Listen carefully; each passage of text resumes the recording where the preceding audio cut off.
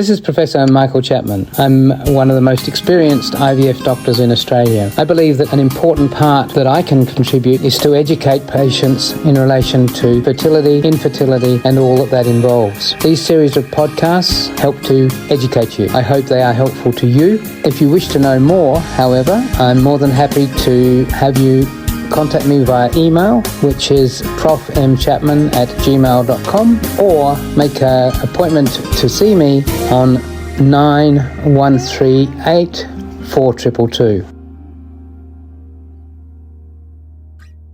Prof, have you had any patients come to you with asking for a second opinion after a bad experience in another clinic? Well, sadly, not sadly.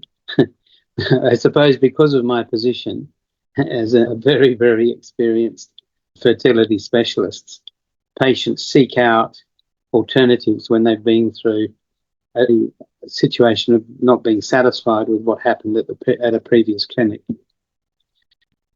When things don't go well, obviously people go looking for reasons, and it's normal human nature.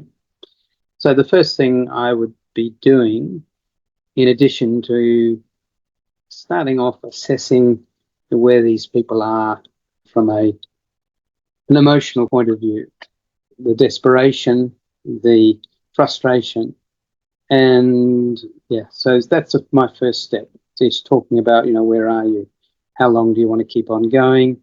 It's just, so those sorts of issues.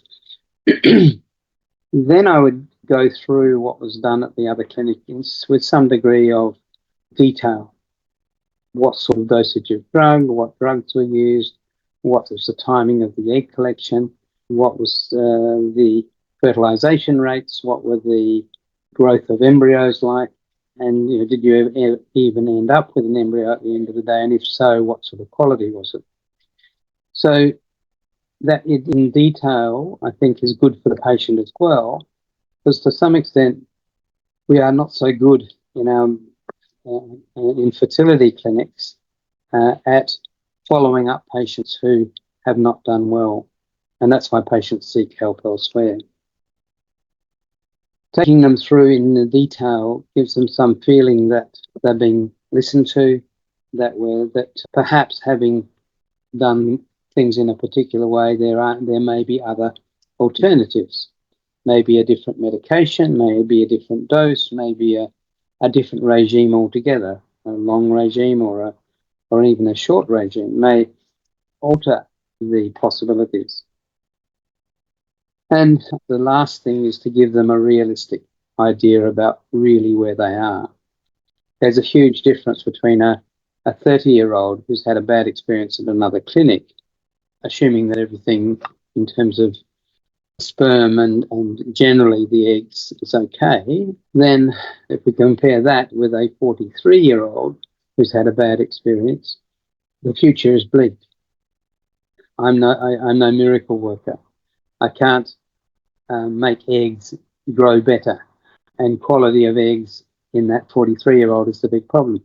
Whereas in the 30-year-old, almost certainly the egg quality is going to be okay. And that's not where the issue is. It may have been a dosing issue. It may have been a difficult transfer. There are multiple reasons why a cycle doesn't do well.